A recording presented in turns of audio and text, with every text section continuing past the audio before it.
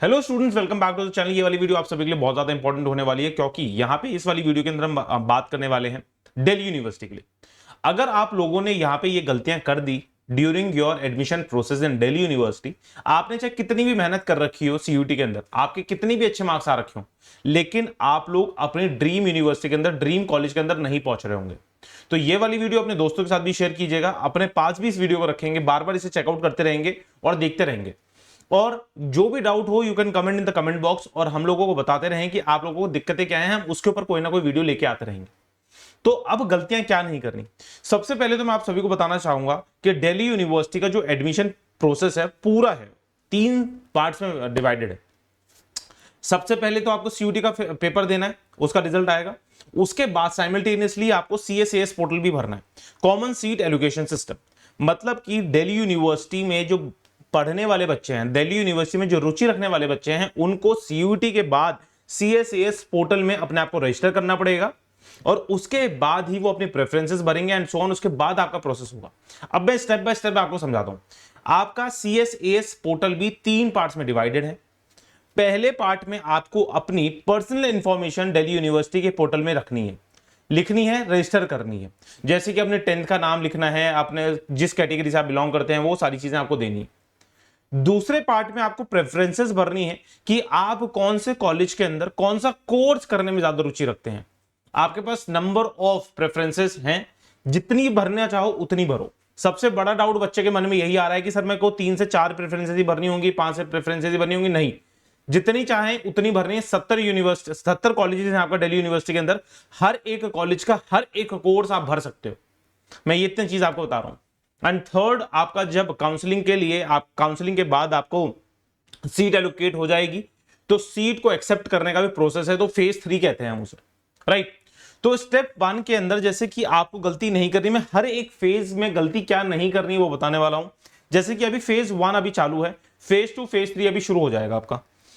Phase 1 के अंदर मैंने आपको बता दिया 3 है।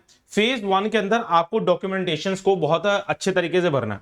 आप लोगों को यह गलती बिल्कुल मत कर देना कि आपकी स्पेलिंग मिसमैच हो गई, अपने नाम की स्पेलिंग मिसमैच कर दी, अपने पापा के नाम की स्पेलिंग मिसमैच कर दी, अपनी मम्मी के नाम की स्पेलिंग मिसमैच कर दी, एड्रेस गलत मत डाल देना, राइट। हर एक चीज आप अपने क्लास 10th की मार्कशीट के अकॉर्डिंग डालेंगे और आधार कार्ड के अकॉर्डिंग डालेंगे, जिससे आपका कोई भी दिक्कत नहीं हो। जो भी बच्चे किसी कैटेगरी से बिलोंग करते हैं तो उनकी जो स्पेसिफाइड डेट्स हैं उनके बाद ही, उन्हीं स्पेसिफाइड डेट्स के अकॉर्डिंगली आपका डॉक्यूमेंटेशन होना चाहिए। नहीं तो आपको कैटेगरी का बेनिफिट नहीं मिलेगा। बार बार मैं आपको कह रहा हूं, नंबर ऑफ वीडियोस ऑलरेडी मैं इसके ऊपर बना चुका हूं। बिल्कुल दिमाग खोल के सुन लो। आपको कैटेगरी का अगर बेनिफिट चाहिए तो डॉक्यूमेंटेशन बिल्कुल अच्छी तरीके से आपको बनाने। दूसरा, अगर आपको मैं बात करूं फोटोग्राफ्स एंड सिग्नेचर की, तो फोटोग्राफ एंड सिग्नेचर बिल्कुल साफ सुथरी फोटोग्राफ होनी चाहिए। ये नहीं कि ब्लर हो रही है आपकी, आपने कोई भी सेल्फी खींच के फोटो डाल दी है, नहीं। आपको बिल्कुल एक स्पेसिफाइड, एक अच्छी स्टूडियो में जाके उसको फोटो खिंचवानी है और वो आपको अपलोड करनी है। आप सभी को रिकमेंडेड यही है कि जो आपने सीयूटी के फॉर्म के अंदर आपने फोटोज दी थी उन्हें दीजिएगा, कि जिससे कभी भी कोई प्रॉब्लम नहीं हो। वैसे अगर नहीं दे रहे हो तो लेकिन तब भी एक जेन्युइन, एक डिसेंट फोटो डालिएगा। सिग्नेचर भी साफ सुथरे से बनाइएगा, ऐसे सिग्नेचर बनाइएगा कि फिर से अगर आपके पास डॉक्यूमेंट वेरिफिकेशन के दौरान फिर से सिग्नेचर कराए जाएं तो आप लोगों सिग्नेचर कर लो।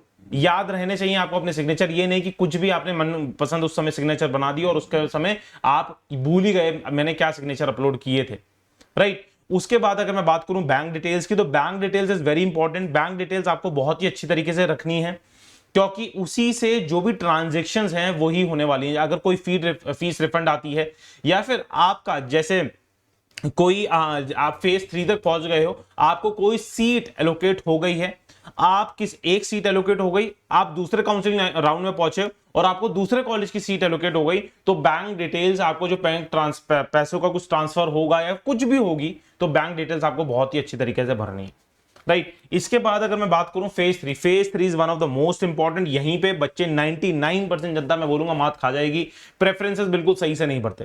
पहली चीज तो बच्चों के माइंड में ये है कि प्रेफरेंसेस क्या मेरे को 2 से 3 ही भरनी है। मैं सबसे ज्यादा इंपॉर्टेंट आपको ये बोलना चाहता हूं, प्रेफरेंसेस की कोई लिमिटेशंस नहीं है। आप लोग दिल्ली यूनिवर्सिटी के जितने कॉलेजेस हैं, 70 के 70 कॉलेजेस के अंदर जितने कोर्सेज वो ऑफर करते हैं, वो हर के हर एक प्रेफरेंसेस आप भर सकते हो।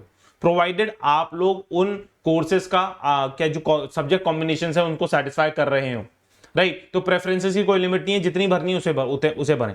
अब मैं आपको एक एग्जांपल लेके मैं समझाने की कोशिश करता हूं। जैसे कि दो स्टूडेंट्स हैं, ए स्टूडेंट और बी स्टूडेंट है। किसी एक स्टूडेंट के मतलब ए स्टूडेंट के मार्क्स बहुत अच्छे आए हुए हैं, लेट्स से 800 की उसकी मेरिट बन रही थी, 800 में से उसके 750 700 मैं कहता हूं चलो 600 मान लेता हूं, 600 650 मैंने मार्क्स मान लिए। अब क्या होता है कि उस बच्चे ने क्या करा कि जितने भी बड़े बड़े नॉर्थ कैंपस कॉलेज हैं, जैसे कि आपका हिंदू, हंसराज, आपका मिरांडा हाउस, सेंट स्टीफेंस, इस तरीके से जो कॉलेजेस हैं उनको प्रेफरेंस 1 2 3 4 5 6 रखी एंड सो ऑन, ऐसे ऐसे कर दिया। अब कोई एक स्टूडेंट ऐसा है कि लेट्स से, और मैं आपको हाँ एक चीज आप यहां पे और ऐड करना चाहूंगा कि आपको प्रेफरेंसेस सारे कॉलेजेस की भर देना, बेवकूफी मत करना, चाहे आपके 750 मार्क्स भी हों।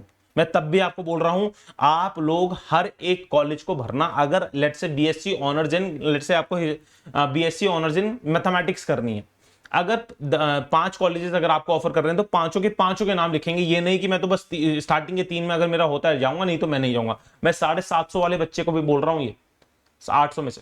और तो सोचिए कि जिन बच्चों के मार्क्स कम हैं 300 350 400, तो उनको तो कोई ऑप्शन ही नहीं है, हर एक आपको कॉलेज भरना है, 1 से लेके 70 तक जितने कॉलेजेस हैं सारे के सारे भरना, ठीक है। और उसके बाद जैसे कि आपने ए स्टूडेंट की मैं बात बता रहा था कि ए स्टूडेंट के मार्क्स अच्छे आ गए, 750 मार्क्स आ गए हैं, 600 मार्क्स आ गए हैं, उसने पहले के स्टार्टिंग के कॉलेजेस भर दिए, नॉर्थ कैंपस के भर दिए एंड सो ऑन, उसके बाद साउथ कैंपस के भरे एंड उसके बाद ऑफ कैंपस के भरे, कोई दिक्कत नहीं है। अब गलती क्या करेगा यहां पे कोई बच्चा, लेट्स से मैं अपनी एग्जांपल लेता हूं, मेरे मार्क्स आ रखे हैं 800 में से 550 मार्क्स, 500 मार्क्स मान लिए मैंने। अब मैं मोरल थोड़ा डाउन है मेरा, मैं सोचता हूं कि प्रेफरेंसेस मुझे बहुत अच्छी तरीके से भरनी है, नो डाउट भरनी है। अब प्रेफरेंसेस सही कैसे भरनी है आपको, मैं गलती क्या करूंगा यहां पे, मैं गलती ये करूंगा कि मेरे को समझ में तो आ जाएगा कि भैया नॉर्थ कैंपस तो मेरा होता नहीं है, तो नॉर्थ कैंपस तो भूल जाओ, नॉर्थ कैंपस में भरूंगा ही नहीं, मैं साउथ कैंपस भरूंगा, ऑफ कैंपस भरूंगा और नॉर्थ कैंपस बीच में लास्ट में डाल दूंगा। सबसे बड़ी गलती है मेरी ये, सबसे बड़ी गलती होने वाली है। मैं आप सभी को बताना चाहता हूं, थिंक फॉर द बेस्ट, सबसे बेस्ट कॉलेजेस को सबसे ऊपर ही रखना है। यू नेवर नो, कोई सीट वैकेंट हो जाए, तुम्हारे ऊपर कोई ऐसे बच्चे बैठे हों जिनको कोई और अच्छी यूनिवर्सिटीज में ऑप्शन मिल जाए, कोई और कॉलेजेस में उन्हें ऑप्शन मिल जाए, तुम्हारे लिए सीट वैकेंट हो गई, तो तुमने अगर प्रेफरेंसेस अच्छे कॉलेजेस की भर रखी होगी ना, तो कॉलेज भी जब तुम्हारे को काउंसलिंग दे रहा होगा ना, तो अगर तुम्हारी प्रेफरेंसेस होंगी तभी तुम्हारे को प्रमोट करके वो अच्छे कॉलेजेस के लिए काउंसलिंग के लिए बुलाएगा। अगर तुम्हारी प्रेफरेंस लिस्ट में ही ढंग के कॉलेजेस नहीं होंगे तो वो कॉलेज तुम्हारे को भी प्रेफरेंस में नहीं रखेगा। समझ में आ रही है बात, क्या बोलना चाह रहा हूं मैं, कि अगर आपको पहले के नॉर्थ कैंपसेस के अच्छे कॉलेजेस ऊपर रखने ही हैं, राइट, उसके बाद ही सीक्वेंसेस में रखें, चाहे आपके कुछ भी मार्क्स आए, चाहे आपके अच्छे मार्क्स आ रहे हैं तब तो बच्चा लिखेगा ही, उसमें कोई दिक्कत नहीं, उसमें डाउट ही नहीं है उसको कोई। लेकिन बच्चों को वहां डाउट आता है कि मेरे मार्क्स कम हैं तो मैं पहले not so that good colleges मैं ऊपर रख देता हूं, नहीं, आपको उन्हें वो 10th 11th 12th पे ही रखने हैं। अगर तुम्हारे मार्क्स अच्छे नहीं है, फेज 1 में तुम्हारे को पहले 10 कॉलेजेस नहीं मिले, मैं कह रहा हूं पहले 15 कॉलेजेस भी नहीं मिले तुम्हारी प्रेफरेंस के लिए, भैया 16 कॉलेज तो मिल गया है ना, 16 कॉलेज में तुम्हारी लिस्ट फाइनल हो गई, सीट फाइनल हो गई। अब तुम जब सेकंड फेज शुरू होगा, सेकंड फेज में अपनी अपग्रेडेशन डाल देना। अब तुम 16 से 15वां college, 14th 6th 13th 12th 11th and 10th and up to 1 जो आपकी फर्स्ट प्रेफरेंस थी, वहां तक जाने के लिए एलिजिबल हो जाओगे, ठीक है। तो वहां पे तुम्हारे पास ऑप्शन हो जाएगा। वेयर एज अगर तुमने 16वां कॉलेज जो तुम्हारी प्रेफरेंस में था और तुम्हारे को लगता था कि हाँ कि यही मिलने वाला है मुझे, तुमने उसे ही पहली लिस्ट में डाल दिया, पहली प्रेफरेंस में डाल दिया, तो सोचो सेकंड फेज काउंसलिंग का, थर्ड फेज काउंसलिंग में तुम बैठ ही नहीं सकते, ठीक है ना। तो आप लोग अपने प्रेफरेंसेस अच्छी तरीके से भरेंगे जिससे आप लोगों को ऑप्शन मिलता रहे कि आप लोग अपग्रेड कर पाए, ठीक है जी। ये चीजें होंगी, प्रेफरेंसेस आपको बहुत अच्छी तरीके से डालनी है। अब आपके पास फेज 3 है, फेज 3 में लास्ट ईयर भी बच्चों ने बहुत ज्यादा दिक्कतें करी थी, मैं फटाफट बता देता हूं। फेज 3 में क्या होता है, जैसे कि आपको सीट एलोकेट हो गई तो आपके जो डॉक्यूमेंट्स आपने अपलोड कर रखे हैं फेज 1 में, तो वो पर्टिकुलर कॉलेज आपके डॉक्यूमेंट्स को वेरीफाई करता है और वो आपको 24/7 अपना ध्यान रखना है, खुद से रखना है वो, क्योंकि वो एक टाइम नहीं होता कि इसी टाइम पे आने वाले, नहीं, कभी भी तुम्हारा जैसे ही डॉक्यूमेंट वेरीफाई हो गया तुम्हारे पोर्टल पे, तुम्हारे मेल पे, वो दिल्ली यूनिवर्सिटी का वो पर्टिकुलर कॉलेज लिख देगा ओके टेस्टेड या फिर ओके रिजेक्टेड, या फिर कोई भी जो भी प्रॉब्लम्स होंगी वो मेंशन कर देगा कि ये डॉक्यूमेंट्स में प्रॉब्लम्स थी तो इसको वापस अपलोड कर दो। लिमिटेड अमाउंट ऑफ टाइम होगा आपके पास, ये नहीं कि आपके पास पूरे साल पड़ा रहेगा, 6 महीने पड़े, नहीं, लिमिटेड अमाउंट ऑफ टाइम देगा वो, 1 से 2 दिन का टाइम देगा कि ये डॉक्यूमेंट्स में प्रॉब्लम है, ये अपलोड कर सकते हो तो ठीक है, नहीं तो आपका कैंडिडेचर रिजेक्ट हो जाएगा। तो आपको 24/7 अपने आप को विजिलेंट रखना है, सतर्क रखना है कि हाँ कि मेरे को कोई जब सीट्स मिल गई हैं तो उसके बाद तो कोई वेरिफिकेशन के लिए नहीं आ गया, अगर एक्सेप्ट हो गई तब भी आपको सतर्क ये रहना है कि आपको लिमिटेड अमाउंट ऑफ टाइम के अंदर फीस भी सबमिट करनी है।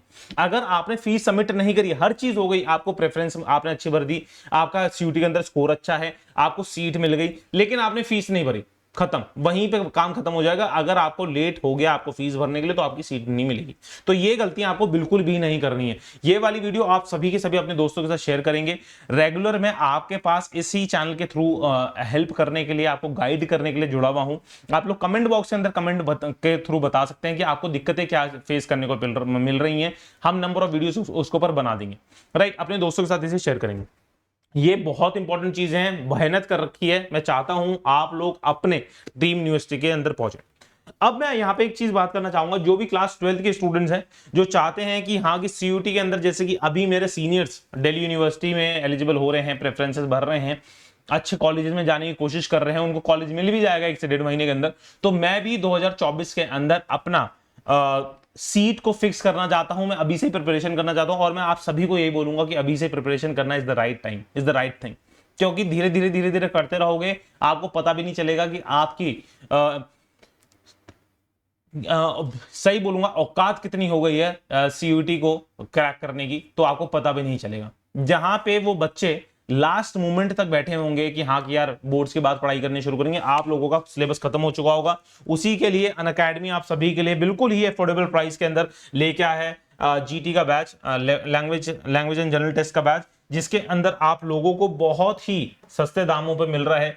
टारगेट सीयूटी 1 ईयर कोर्स है, ठीक है, 1 ईयर कॉम्प्रिहेंसिव कोर्स है। देखो आप लोग अगर देखेंगे तो इसमें यहाँ पे मैं पढ़ा रहा हूँ, राहुल द्विवेदी सर पढ़ा रहे हैं, शीतल मैम पढ़ा रही हैं, आप सभी को बिल्कुल आपको दिख रहा होगा कितने रुपए में मिल रहा है, आप लोग देख सकते हो। मेरे से तो देख के मेरे को, मैं मान के चलूं तो 100 रुपए प्रति महीना, और इसमें आपको 12th भी और 10th सब कुछ पढ़ाया जाएगा इसके अंदर, ठीक है, 10th नहीं पढ़ाया जाएगा, सीयूटी पढ़ाया जाएगा ऑब्वियसली।